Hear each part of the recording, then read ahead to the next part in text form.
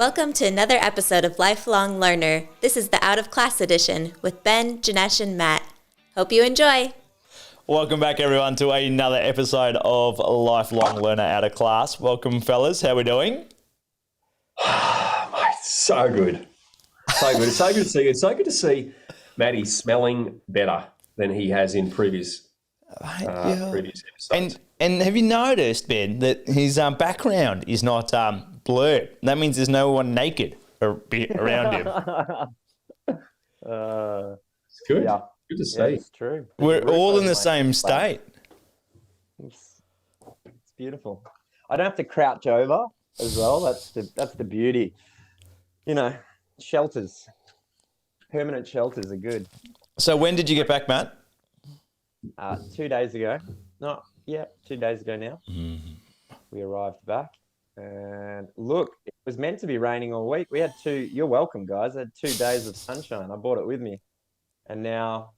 Now it's done, mate. That's why I had to get out there and mow all the lawns for a day before the rain hit. But now I'm stuck inside and I'm all right with it. Nice. Sipping warm coffee, shower, the best. The creature comforts, right? I don't know how long it's going to last, but at the moment, there is gratitude every step I take. Oh, look at this couch. This is amazing. Oh, there's a TV. Like, everything. And Kat and I just set each other off because we're just grateful for all the things we haven't had. Brilliant. For 5 months, 6 months? 8 months. 8 months. Yeah, so originally I wanted 12, Kat wanted 6. So there you go. Met in the middle. Yeah. So, right. How are you, lads? Benny, how are you doing? Mate, good. You picked up just before. I'm a little, not flat is the word. There's something going on. I'm a little, I'm feeling a little tired. Mate, isn't that the word a couple of weeks ago you said, I hate this word? I hate tired. And it was like, tired. I'm tired. Mate, Tired. what's going on? Well, mate, let me give you a bit of personal development in this. Well, just for the listeners here, just watch him just sidestep the question here. But yes, go on, Ben. Give us something useful. So here's the thing. There's a lot going on. I'm building a new practice at the moment. We've just been notified this week that we're having a change in team, which is always great. And so, you're the worst liar. and so there's a kind of a bit on, which is cool, right? But in the background, you talk about environment, Matty, and we've talked about this in previous episodes, how important environment is to your performance. I've got a cold in the last week and a half. And I had this realization with a coaching client yesterday. It just makes it hard work. Like, it makes it extra hard to do when there's a lot on to actually get through it, but you do get through it. But what I was saying is to this coaching client yesterday is he's having a big move and there's some really cool stuff going on in his world, but it's going to be a busy time coming up. And I said, mate, one of the things, and we were talking about listing the assets of how he's going to nail it, how it's going to be amazing, and bringing that to his awareness. And I said, one of the things, and he listed a whole pile of stuff. I said, mate, you've forgotten a really important thing. I said, you are super healthy. You are a fit dude. You're strong, you're fast, you're flexible. Like, he really trains, and he's like, I don't know how old you are, mate, but I think you're about 40. But he's a machine, right? I said, you're going to go over there and you're fit, you're strong. Imagine if you're an unhealthy dude, like didn't look after himself, overweight, popping heaps of pills, got sleep apnea and, or whatever else, that so many people have these days. And you were trying to take all that on. Just got to be hard work. And as I said that, I just realized that that's kind of how it's feeling for me right now with a cold and handling all this stuff. It just makes it tough. Hence the importance that we look after ourselves, that when we go to do these things, whether they're mental tasks or physical tasks, that we have fitness for the task, that we are fit to handle what's going to be put in front of us. So, mate, just at the moment, I'm not feeling fit. for the tasks just because of cold. And it's not. In fact, you know what, listeners, as you know, men listening, it's not a cold. This is man flu. Yeah. The women listening, I know you don't understand what that actually means, how severe it is. But yes, I do have man flu at the moment. It's good to be able to go back to a place, or to know though that you're going back to a place of fitness though. In your, the story you're telling, a cold comes and goes, right? But imagine being stuck in a body that, isn't a comfortable place to be. Like that's, and it's the thing you take for granted the most. So it's great to hear that first thing in the morning, and it's raining outside before I've decided how my day's going to go. Be grateful. Ben, but do you think that the cold is a way to force you to focus on what really matters? Because you can't do all the things right now because it's just super hard. Yeah, possibly. Or it's an excuse for you to be like, what's the fucking point? Yeah. You see it go both ways. I lived in the UK, and obviously the weather massively affects British people. And if it's raining in the morning, that's probably a sweeping generalization. But in my experience, the people I met were affected by the weather. When the moment the sun came out, bang, different kettle of fish. People were happy, dynamic, positive. Are you talking about cold, Janesh? No, I was talking about your man flu. Your man flu. It's like, sometimes at the end of something, it's like, I find, like, if you're, like, it's like a rubber band analogy, right? It's super tight, and then at the end, when you've just relaxed, is when me personally, my body will get sick, right? One of the things. 10 weeks holiday. I know. But is it like, is it now you don't have to do all the things, mate? It's a bit of a forced rest. I with this, and I don't know whether we talked about this just recently, but with this new practice, etc. I haven't done anything while I was away on holiday, and I could have done some things. There were some things I could have done, but my best comes out when my back's against the wall. I think we might have talked about this recently, and so I just decided that anything I did was going to be half-assed until I actually got back and there was money coming out of my bank account to cover the lease of the building, and then my back was going to be against the wall, and it would all happen. So I've actually come back and, mate, it's all systems go. And so I just don't have time to have a cold. Like, it just, I really need to be on at the moment, particularly with this new challenge that's come into my world this last week. But one of the other things that I think happens too that I'm conscious of is that when we're not well, it's way easier when you've got challenges to see the darkness within the challenge rather than the opportunity, the light that's within the challenge. So again, part of the trickiness this week, when you're stepping into some of the unknown, building a new project, building a new business, like there's an unknown there. And the unknown is that, hey, it could actually go this way rather than this way. And I think sometimes when you're unwell, it's way easier to see, for whatever reason, the darker side of what could happen rather than the lighter side. I don't know whether you'd quite know. And again, as Maddie said, imagine that it's not just not a couple of weeks of man flu, that it's a year or 2 years or 3 years or a lifetime of actually having this flu, for the want of a better term, that's constantly in your body, simply because you're not looking after yourself. You guys find that when you're unwell, world's a little bit... I relate massively, because I think it's such a fragile thing to be optimistic, to be, projecting into the future and imagining the world you want to create, or focusing on the goal. That takes a certain amount of extra energy, right? While you're also navigating the daily challenges, the relationships, communication. And so, that takes a lot. And then if you have something like a cold or an injury, like for me, I think my beliefs around a cold are, I can do it. It's frustrating and challenging, but an injury is like the next level, like when you have torn muscle or back pain or something like that. That's like, it's so hard to stay optimistic. It's not easy. It's like the straw that breaks the camel's back, Someone just looks at me wrong and I'm like, go into a dark place where doubt takes over where belief was before, and it's fucked. It's not fun. What about you, G? Do you find that? Yeah, I think I definitely I move across from optimistic to pessimistic. Definitely.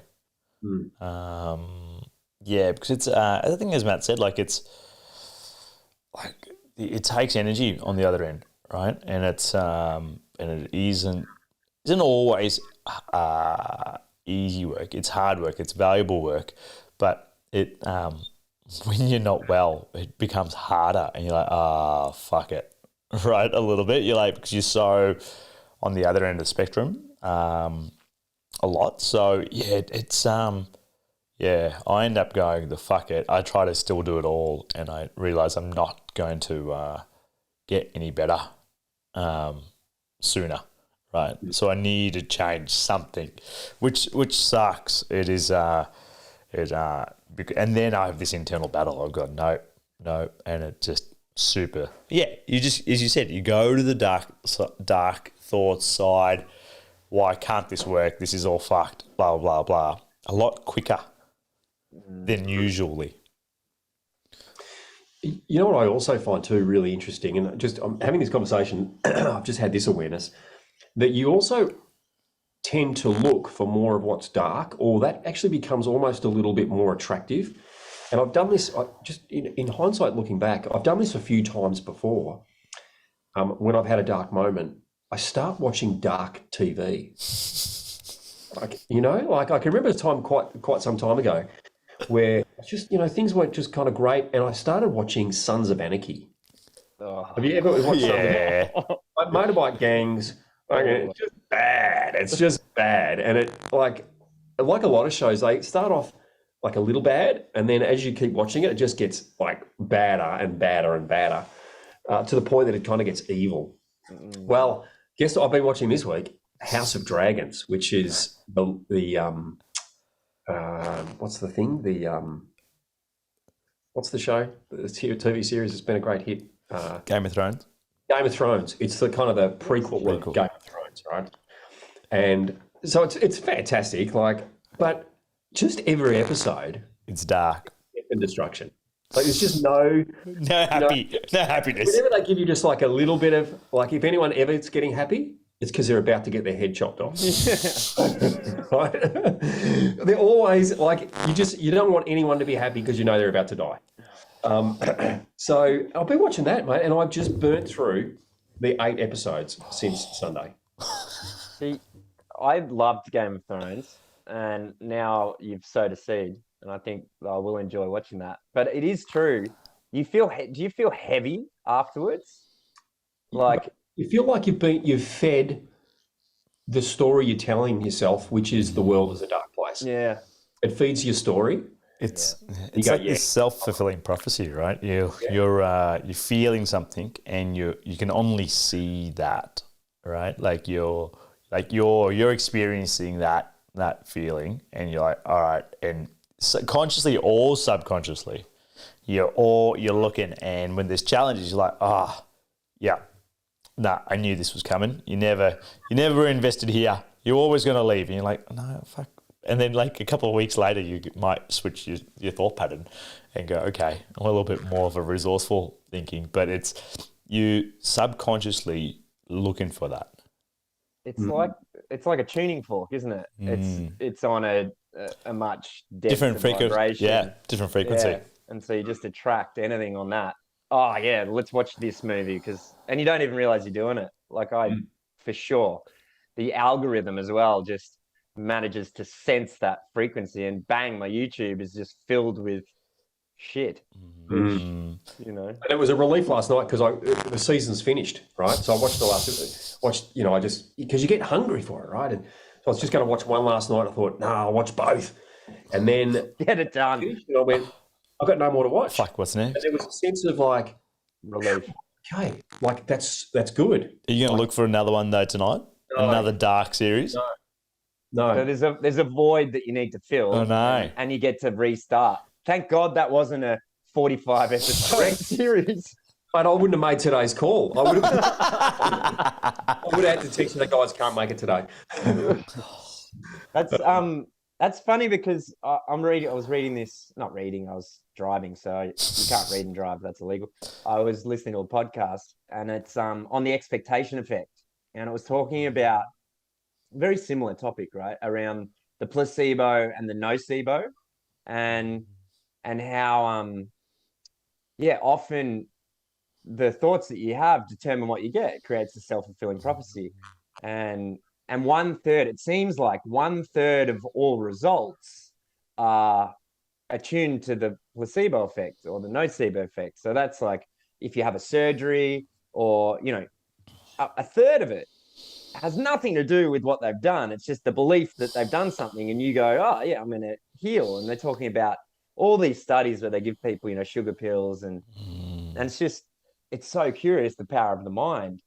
And you can see that sort of playing into this. So if you're having maybe you've got a cold, so you're not as vibrant as you normally are, you start watching some stuff because, obviously not feeling that great. Then suddenly your expectations for the world change. Suddenly you get reinforced because shit just keeps coming. You can see this sort of vicious cycle and the need for the awareness of what you want, goals and stuff like that, because there's so many traps between YouTube, social media, Netflix, Prime.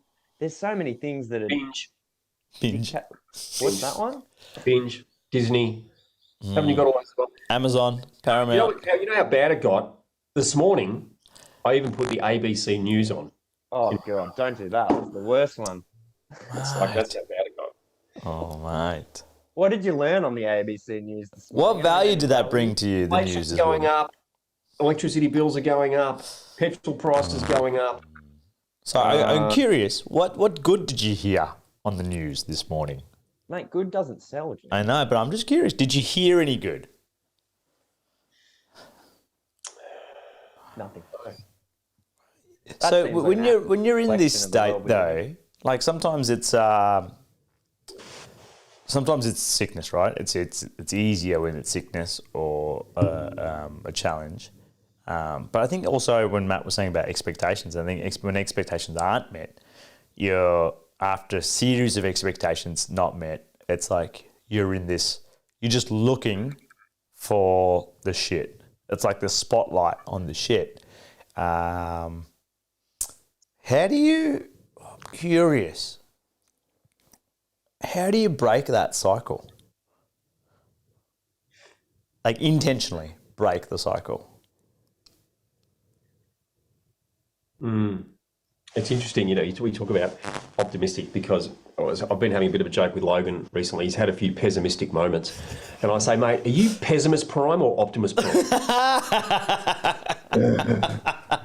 And so I've been messaging him pictures of Optimus Prime going, that's the answer, Janesh. Or Pessimis Prime. Anyway, so how do you switch to Optimus Prime, if you're in a bit of a Pessimis Prime state? Humour. Just did it. Just did it. I'm optimistic right away. That's brilliant. I'm using that. Yeah, that's good.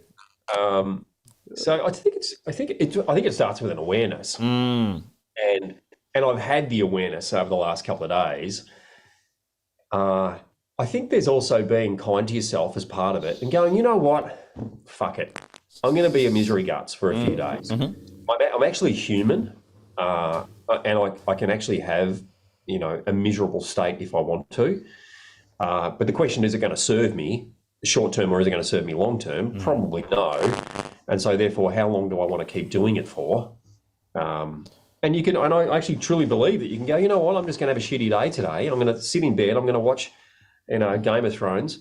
I'm going to eat lollies. And tomorrow though, I'm going to get up and I'm going to be different. Yeah. So I think it's okay, and we need to be kind to ourselves and just recognise sometimes we're just gonna be shitty. But then you're right. How do you change it? Well, I think it first starts with the awareness. But mate, to be honest, off the top of my head, I can't think of. Well, then how do you pop the state? How do you make the transformation? you did just make a choice though. You've allowed yourself off the hook, so there's acceptance, and you've said tomorrow I'm gonna make change, and so then you got accountability when tomorrow comes. And sure, you could go, oh fuck it, no, I'm having another day. But I think if you've got goals and you know where you want to head, and you allow yourself to have a day where you're, accept that life's shit. It is sometimes, but you promise yourself tomorrow I'm getting up.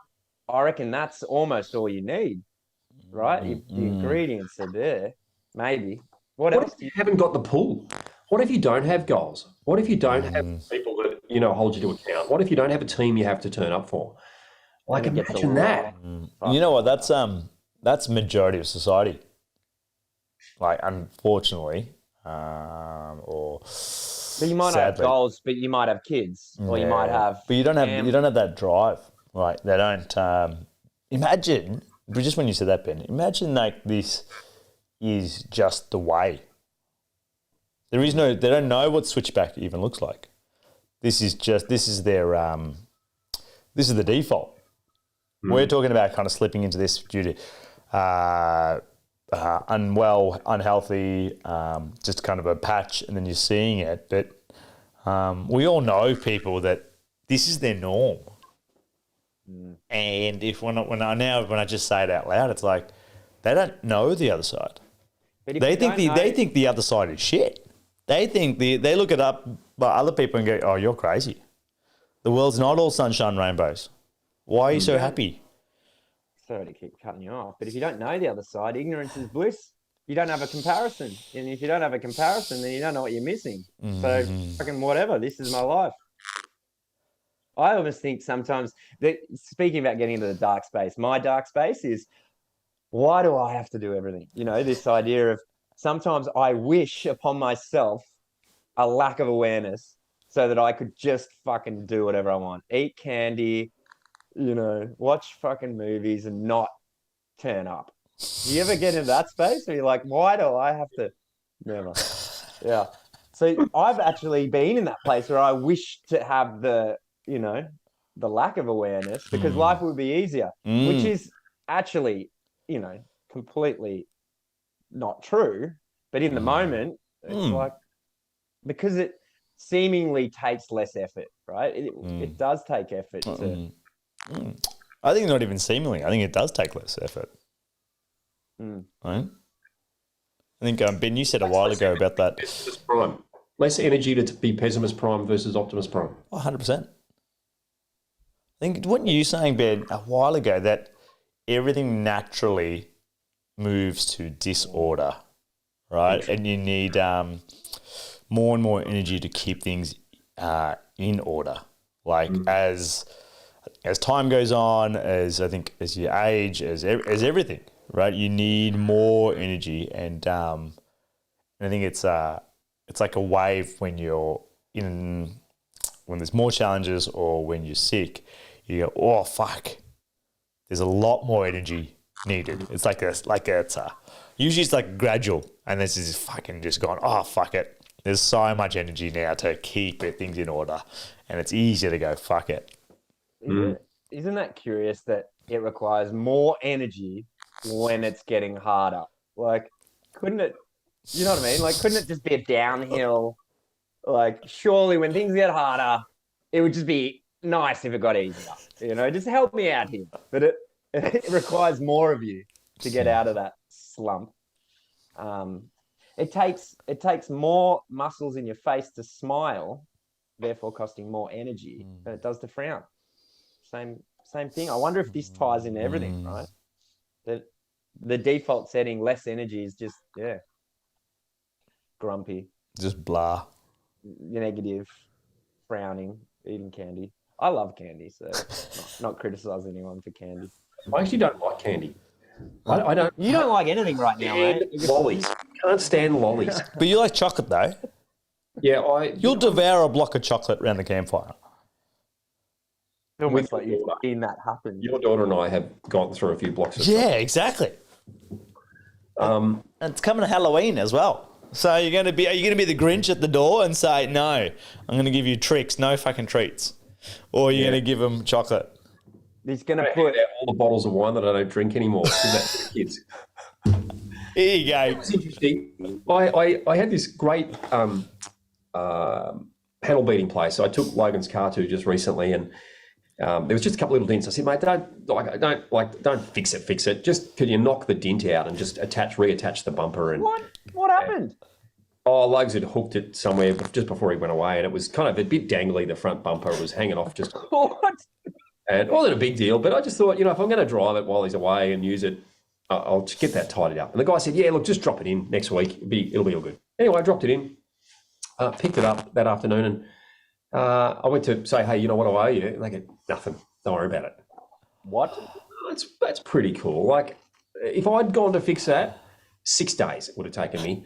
25 trips to Bunnings or, Repco and a lot of pain, right? And they've just screwed and drilled and banged and sucked it out and done what they've done and no charge. And I thought, that's really lovely. And so I drove away, and the next day I thought, I feel like I just need to say a thank you for that. So I went, what am I going to do?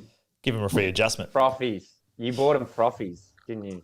A couple of beers, the boys. And the non-drinking me. I know. And brutal. As I'm driving into Thirsty Camel, I'm going... You're gifting alcohol, which you don't actually... Alcohol's not good for me, and if it's not good for me, maybe it's not good for others. And I went and bought a slab of beer and a bottle of red wine for the guys. Yeah, but if you turned up with something like, I don't know... Carrots. Yeah, a bag of carrots, they would have been like, what a fucking asshole. Correct. So there was a bit of a... but anyway, they were very thankful and said, where is this? Oh, you're getting your card. I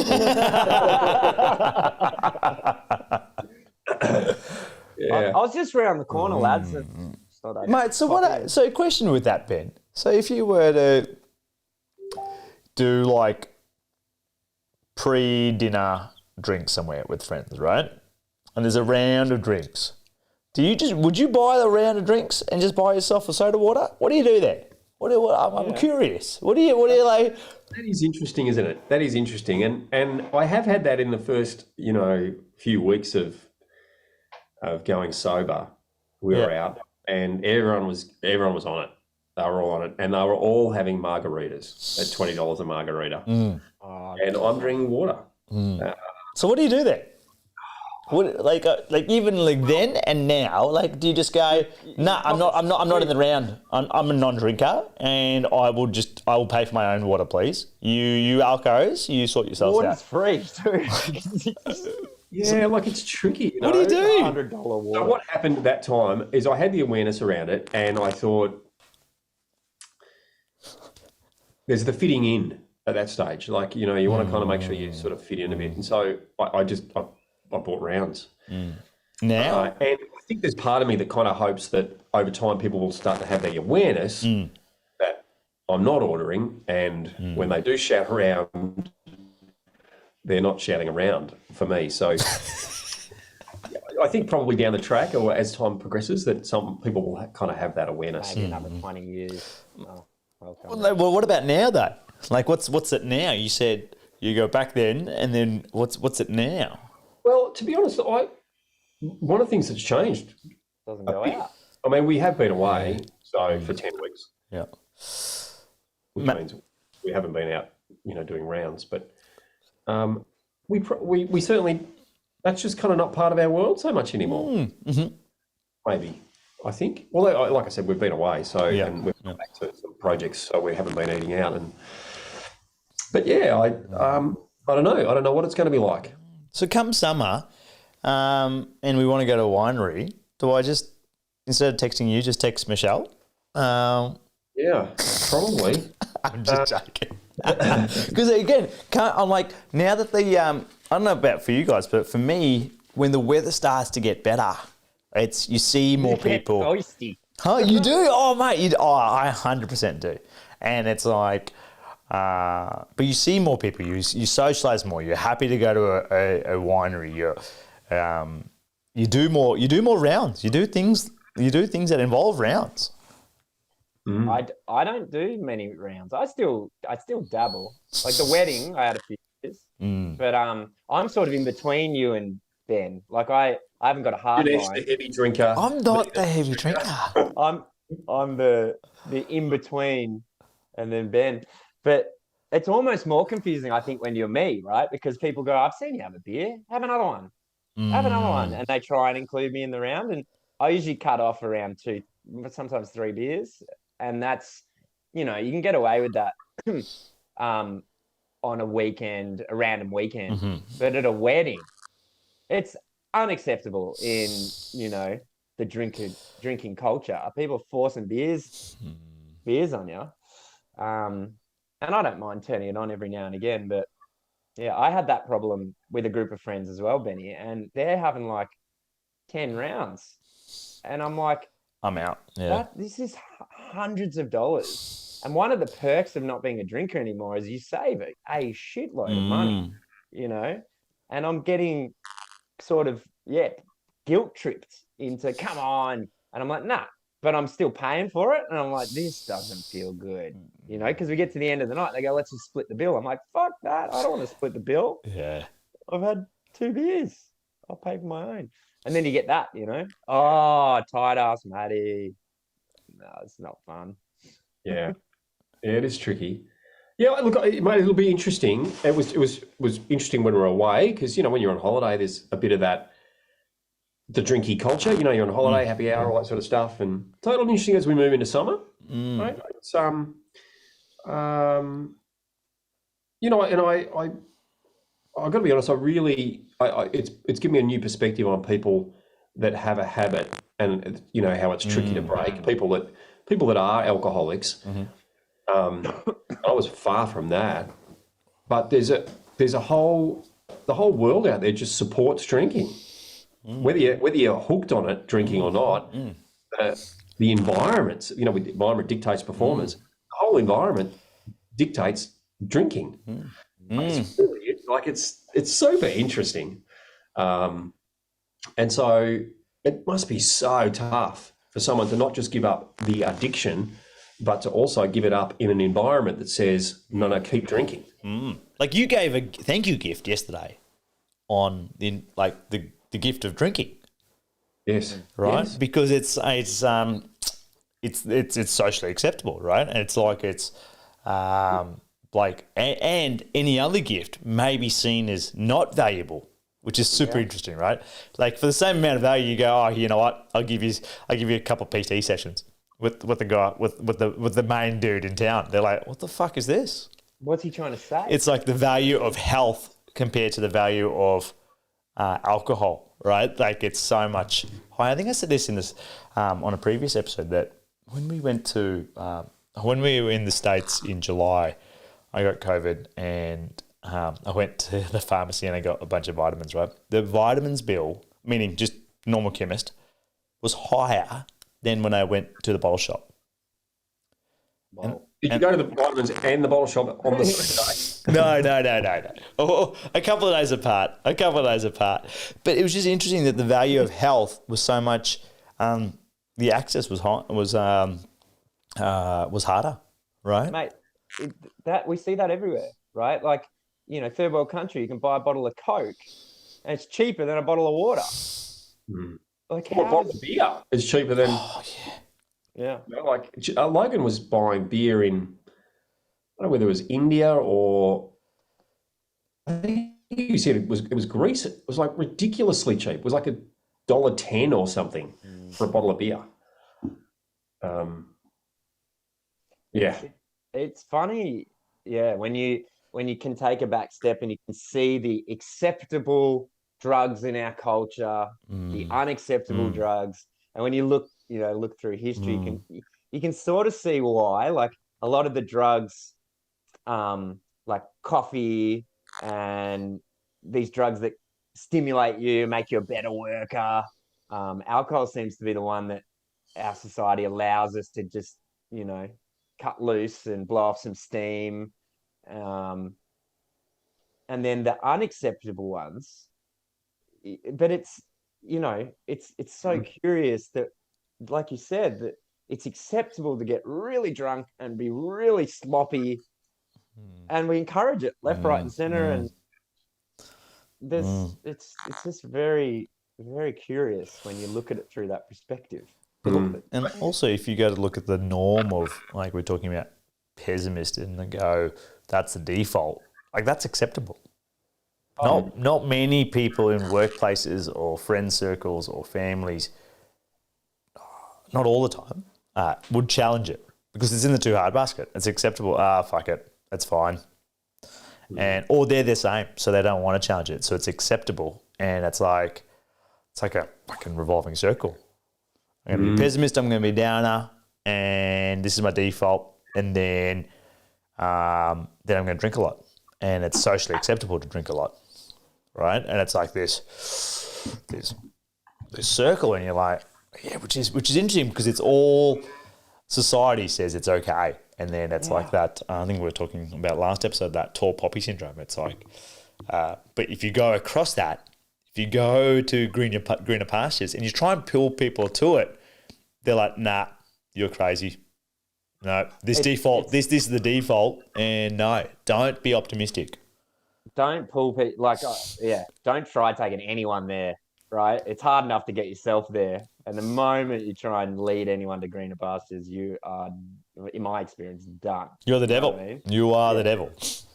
Yeah. Just focus on yourself. But the alcohol thing for me, it was solely because I would just end up in a dark space. My default setting is actually pretty happy. And it took me a lot of drinking to work that out. That, Sunday, Mondays for so many years were brutal. And it would actually take me half a week to get out of that space. And that was the decision. It wasn't health. It wasn't money. It was psychological. I was like, I am really negative, and for at least half a week after a big weekend.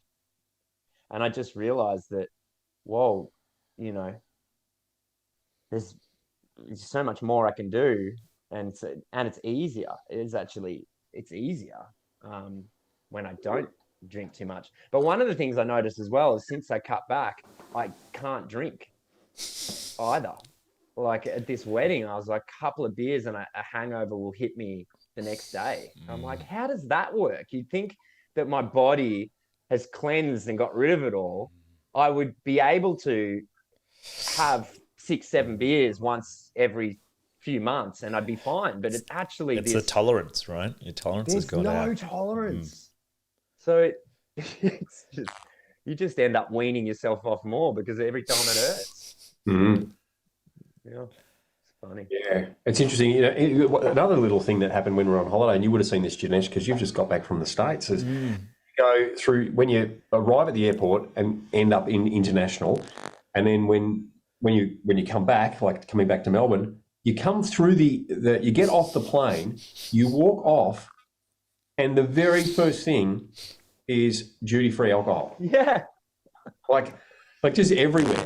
And I can remember the days when Michelle and I would get off and we'd go, okay, what are you going to get? Okay, what are we going to get? We'll get some gin and we'll get some, and we'd have our bags and, it was.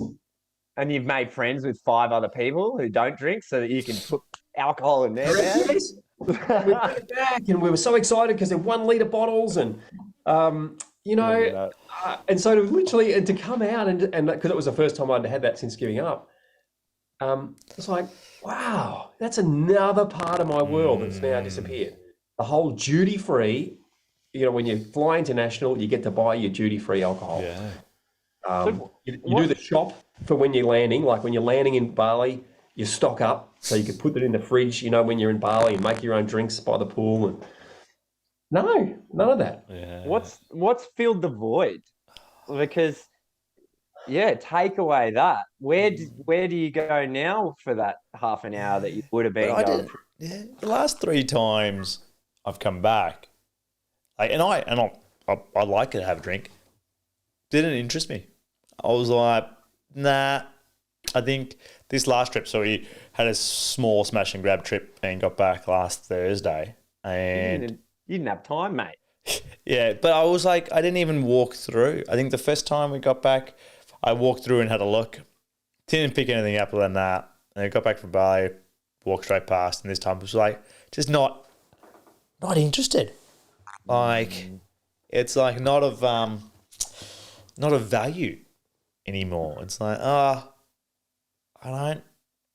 It's not like a consistent, and maybe the volume of drinking's less, but it's like yeah, sure. Like the time I am going to drink, I'll happy to pay it. I'll pay the tax on it. So what? Like it's because it's not like it's a daily consumption or a consumption that the savings is gonna value. The savings didn't make a value, right? I think that's where I was like, that's fine. But we have plenty of it. Why do you need more? It's interesting your question, Matty, because that void hasn't been filled yet. For the duty free, or what do you mean? For which? General, The duty free, like the 10 or 15 minutes you would have been duty free and the excitement of finding that getting the bottle cheap and all that sort of stuff. Well, that void hasn't been filled. The Friday night, text to Michelle going, hey, I'm on my way back. Do you want to meet down at the wine bar? Okay, well, that void hasn't been filled.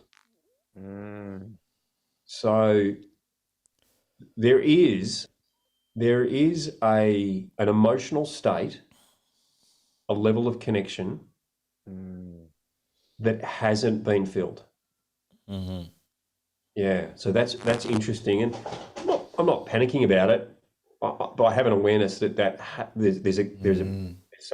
is something that's kind of missing at the moment. That using alcohol as a lubricant from a perspective of catching up over a drink or blah blah blah blah, that is missing, and I know that that gap needs to be filled. Just haven't quite found the vehicle yet. Mate, I'm curious, what have you experimented with so far to fill that void?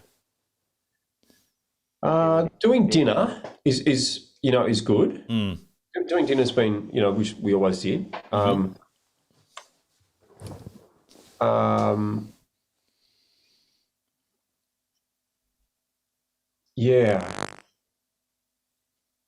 It's doing dinner, but going to dinner in that relaxed state.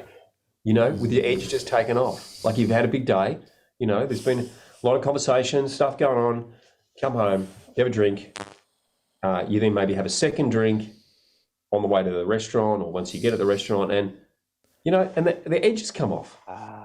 The let go. And so now, instead of going like that at the restaurant, look at the menu, I'll have, it's like... So it's like, how do I turn up at the restaurant and be like, yeah, how do you do that? Right.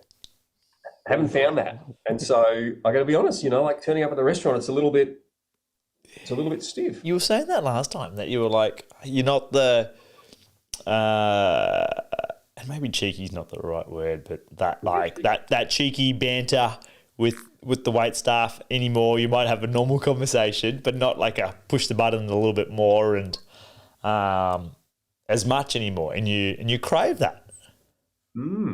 Yeah. So I haven't quite found that. What about you, Matty? If you're not drinking, what do you do? What did you change? How did you fill that void of that? The alcohol provided. Not just the chemical itself, but the environment, like the ritual. Yeah.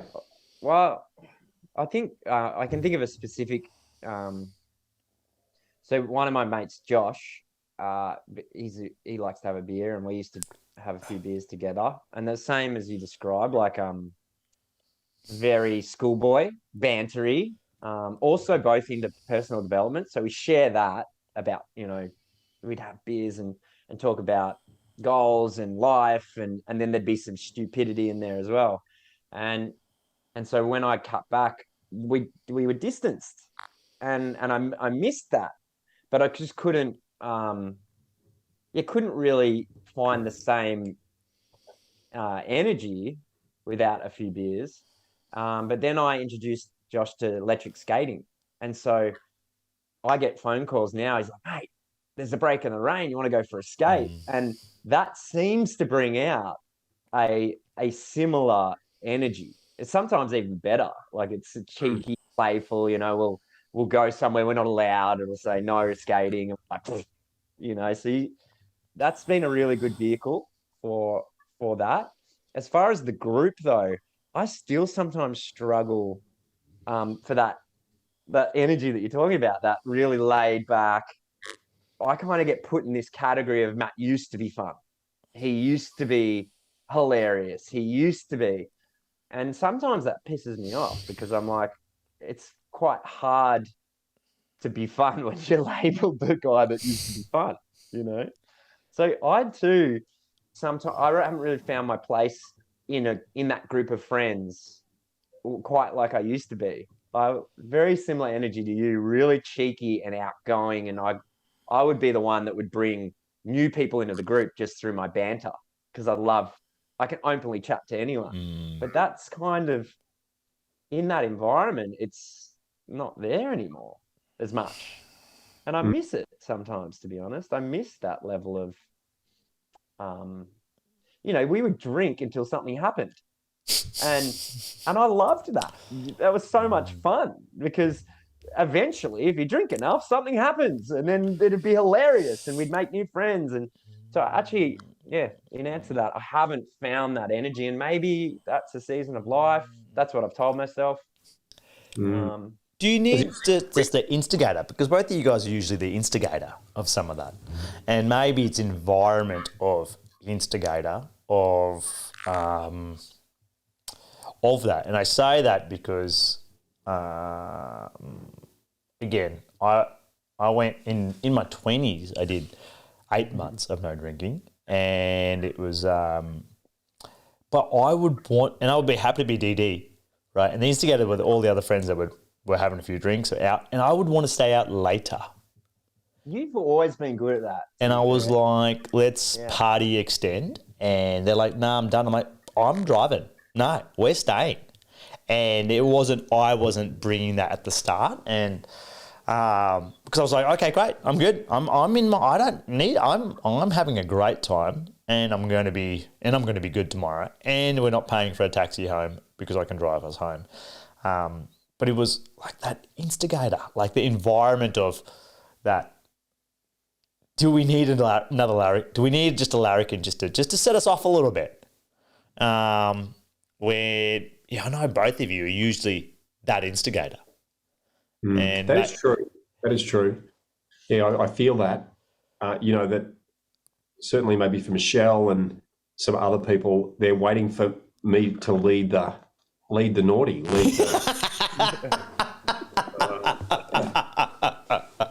yeah, I feel that. And not the naughty do, but it's sometimes just the naughty say. Let's introduce a topic that's a little bit off. Normally off limits. Yeah. But it's interesting, and there's a few laughs, and there's some depth, and that's probably missing too. It was interesting. We went and saw a movie on the weekend, Michelle and I, which was I don't even know what it's called. Something Love in Paradise. One of those classics. George Clooney, Julia Roberts.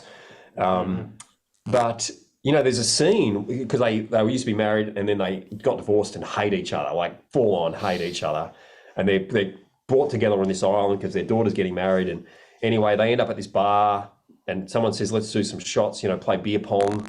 And they're playing beer pong, and they're getting the drinks, and all of a sudden they're getting loose, and then they're starting to find each other again. And, they're dancing together, and they're, all going crazy, and, it's all happening.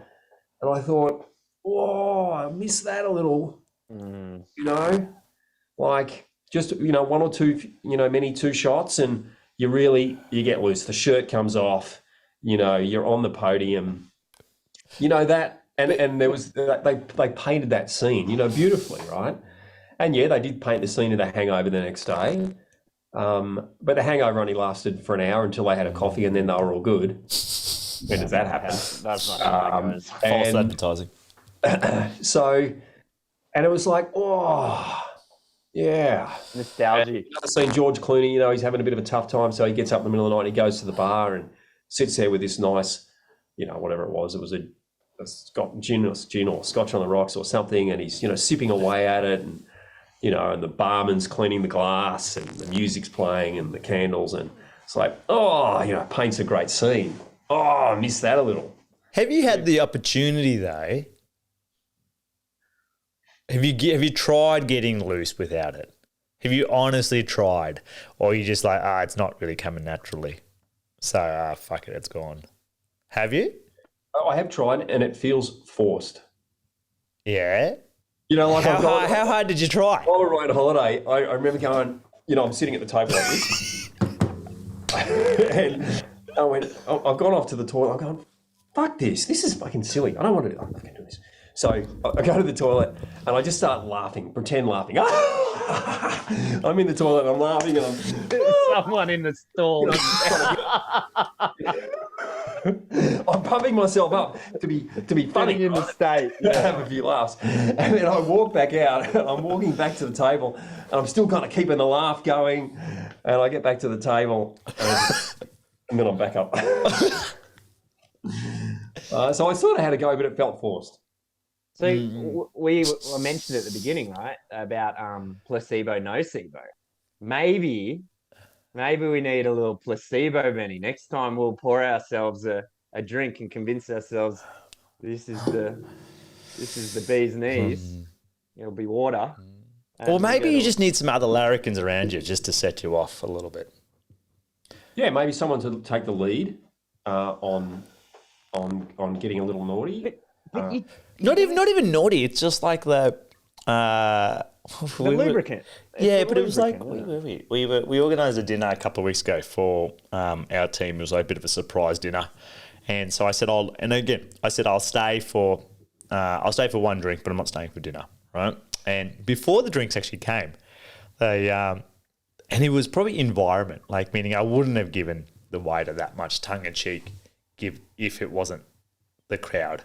Right, if I was with my parents or someone else, I would have been a little bit more nicer. But the guy's going, yep, and the special claim coming here, I can see. No, but like a special on blah blah blah, and I'm like, oh great. I gone, so what's in it? And he's like, I don't know. I go, what do you mean? And I was like, pretty joking. I go, what do you mean you don't know? And the table just erupts in laughter. I go, so you tell me the special, you don't know what you do. I'm like, oh mate, just go. Can you go find out, please, and come back? And he comes back. He goes, I'm probably not going to order it, but you probably should know those specials if you're working here, right? And he's like, yeah, probably. But it was like it was the environment, and that was like before a drink, but it was the environment of, and then he was just like the rest of the table was happy to banter with him, right? And he had he's like, you guys are a tough crowd, but I love you guys. But it was just that, it was the environment. The tip. Yeah, it was, but that was environment. Right, kind of with people with work that know that they can kind of get it, but it wasn't alcohol infused banter or looseness. No, but the martini you got was spit infused. 100%. They don't normally come with a bit of froth on the top. That's weird. I thought I asked for stirred, not shaken, but it looked like it was shaken. Here you are, 007. I think, it definitely is interesting because how often you become aware when you're drinking something that isn't alcoholic, like a Sprite or a water, how often, like I couldn't drink 10 of these if you paid me. Like I have one Sprite and I'm like, well, I'm done. I don't need to drink anything for the rest of the night. Yep. You know what I mean? So, yeah. And if you're bantery, everyone gets loose. Their banter doesn't make sense anymore. You're just like, you guys are sloppy. And what you're saying is awkward. And I actually want to disappear because that lady hates you. You know what I mean? Yeah. So I'm like, I'm remembering things. Am I remembering things the way they were? Me hilarious, sitting on a bird in the middle of, Omaha for your wedding with a police officer saying, come down from up there. I remember that being the funniest thing in the world. But was it? Or from his perspective, is this an annoying, drunken Australian going to come down from our fountain? Yeah. And the other thing that you notice too when you don't drink is just how people get like a little bit eye closey. Like you don't realise your eyes that they're starting to droop as you drink, and you your head's like always a bit tilted to one way. That you start seeing that in people that you've never, like, you just never noticed before because you were also droopy and a little tilty to one side. Mate, it's funny. It's really interesting. Hey, good conversation today. So I'm curious, what's our words of wisdom for our listeners as we wrap up? I think we bring it back to the Optimus Prime and the negative prime. Because I think... what was it? Optimus Prime and Pessimis Prime. Pessimis Prime. Because I think that alcohol, this it's a metaphor really, isn't it? When you don't belong. Like if you make a decision to do something different and the culture is doing one thing and you're doing this other thing, it can be really challenging. We talked about filling the void.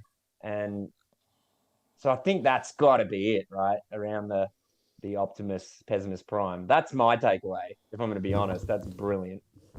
But yeah, I think it's challenging to be the one that's different. And I'm super curious what you guys think as far as that. What would be a takeaway for someone who's doing their best to have goals or doing their best to quit something that isn't good for them, or, you know, the odd one out? What would be the motivation or the inspiration or something to help support that change in behavior? What do you think, Joe? I would say the experiment with another point of connection, in terms of, if you're going against the default, go experiment with another point of connection where you go to and really go, why do you connect with them and do you want to connect with them? Like, say, the other people that aren't the default, which is fine, and you go, look, I actually do enjoy their company, but let's connect through another way, as opposed to a drink, as opposed to negative gossip, as opposed to whatever. You don't need to partake in that if you don't want to, but find a point of connection if that is of value, because if you don't, it's hard. It's hard, and it's either end up going to the default, which you don't want to do, or you're like, this is not my person or people, and which may be the case too, but you're like, but they are. I really actually enjoy their company, but you don't. You're not allowing yourself a different way. Like, so, like going to, if you have a local bar, brewery, or whatever you go to, right? But you can go, are you truly, if you want to go, are you okay with going and not having a beer if community is your real thing? And I know for me, for example, like our local brewery is of community, right? It's not about the beer. It's about the crowd, seeing everyone, saying hello, how's your week been, how's life going, but being okay with going, I'm happy to go and have a water and connect. So I would challenge people to go, if you are on the default, away from the default, find another point of connection.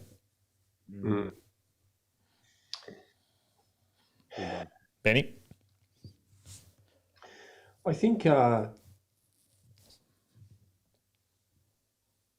lot of this conversation today floats around the idea of being aware, having an awareness of yourself and your behaviour, and making the space in your world to have moments of reflection rather than being caught in story all the time.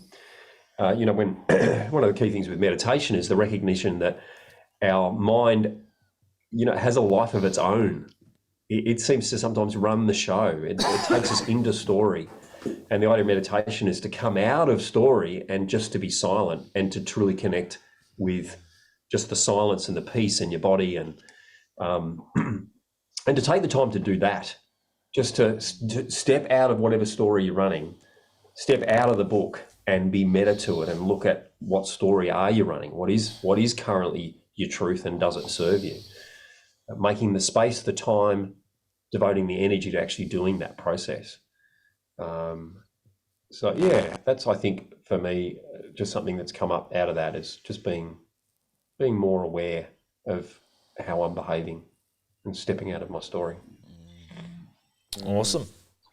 Good conversation, guys. Yeah, great. Good. Go team. How did it start? Me talking about a cold. Cold and darkness. Cold and darkness led us down the garden path. Yeah, good stuff, guys. Always great to catch up. Yeah, likewise. And thanks for listening. Until next time, have a good one. Cheers.